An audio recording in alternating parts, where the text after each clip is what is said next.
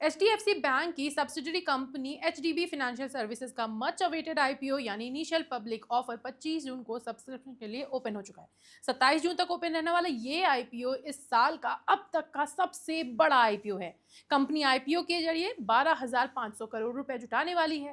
Company ने इसके लिए 700 से 740 रुपए का प्राइस बैंड तय किया है। एचडीएफसी का नाम जुड़ा होने की वजह से इन्वेस्टर्स में इस आईपीओ को लेकर जबरदस्त एक्साइटमेंट है। ग्रे मार्केट की बात करें तो आईपीओ खुलने से पहले ही ग्रे मार्केट में धूम मचा रहा है और अब जबकि आज इसकी ओपनिंग का दूसरा दिन है और अब तक आईपीओ लगभग 50% सब्सक्राइब हो चुका है।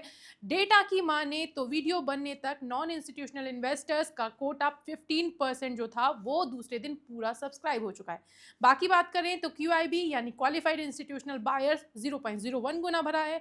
रिटेल इंडिविजुअल इन्वेस्टर्स जो है वो 0.39, एम्प्लॉयड रिजर्व का 2.10 गुना और रिजर्वेशन पोर्शन शेयर होल्डर जो है वो 0.95 गुना यानी कि टोटल 50% ये भर चुका है। अब सवाल ये उठता है कि एचडीबी फाइनेंशियल का ये आईपीओ सच में मौका है या धोखा। मैं हूं प्रगति और आप देख रहे हैं गुड रिटर्न्स। चलिए इसी बात को आज सॉल्व करेंगे, क्यों हम कह रहे हैं कि एचडीबी फाइनेंस का आईपीओ धोखा तो नहीं है। क्योंकि डेटा कहता है कि जब भी 10,000 करोड़ या उससे ज्यादा साइज का आईपीओ आया है उसने निवेशकों को रुलाया है। पेटीएम 18,300 करोड़ रुपए का आईपीओ लाया था, लेकिन इस आईपीओ ने न सिर्फ लिस्टिंग के दिन बल्कि अगले 6 महीनों तक रिटर्न के नाम पर निवेशकों को निराश किया था। आईपीओ की लिस्टिंग 27% के नुकसान पर हुई थी, जबकि 2022 में आए एलआईसी के 21,000 करोड़ के आईपीओ की लिस्टिंग भी 7% के नुकसान के साथ हुई थी।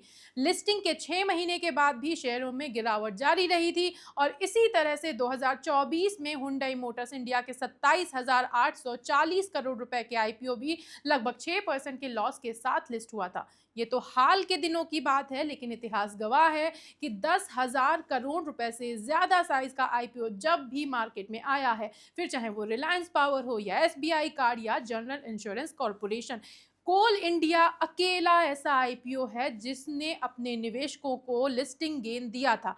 15,000 करोड़ रुपए से ज्यादा वैल्यू के इस आईपीओ की लिस्टिंग के दिन ही इन्वेस्टर्स को लगभग 40% का रिटर्न मिला था।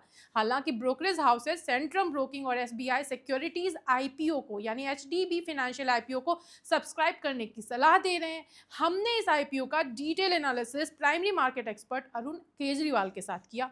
उनकी राय क्या है चलिए आपको सुनाते हैं। बिड करें या अवॉइड करें, एक आप डिसीजन बताएं दर्शकों के लिए।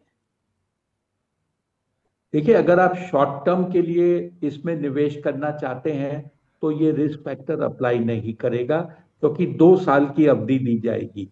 तो आप बेशक अप्लाई कर सकते हैं, लेकिन अगर आप लॉन्गर टर्म प्लेयर हैं तो आपको थोड़ा सोचना चाहिए। अगर ये इस चीज पर क्लैरिटी आती है तब लें, या आप निश्चय करें लिस्टिंग के बाद कि उस समय माहौल क्या बनता है शेयर के ऊपर। आपने अरुण जी की राय सुन ली। अगर आप पूरा इस आईपीओ का एनालिसिस सुनना चाहते हैं तो हमारे चैनल पर ये वीडियो अपलोड है, आप उसे देख सकते हैं।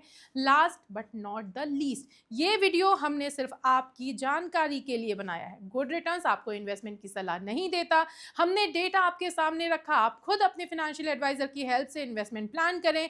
ये वीडियो आपको कैसा लगा कमेंट करके जरूर बताएं। साथ ही ये भी बताएं कि आईपीओ के इस सुनामी में आपका फेवरेट आईपीओ कौन है, या अभी भी आप किसी पर्टिकुलर आईपीओ का इंतजार कर रहे हैं। एक और बात, एचडीबी फाइनेंशियल सर्विसेज का आईपीओ जो है वो 30 जून को अलॉटमेंट उसका फाइनल हो जाएगा। जिन इन्वेस्टर्स को शेयर अलॉट नहीं किए जाएंगे उन्हें 1 जुलाई से रिफंड मिलना शुरू हो जाएगा और 2 जुलाई को बीएसई और एनएसई पर इसकी लिस्टिंग हो जाएगी। इस वीडियो को एंड तक देखने के लिए आपका शुक्रिया। वीडियो कैसा लगा कमेंट करके ज़रूर बताएं। साथ ही अपने दोस्तों रिश्तेदारों के साथ भी इसे शेयर करें।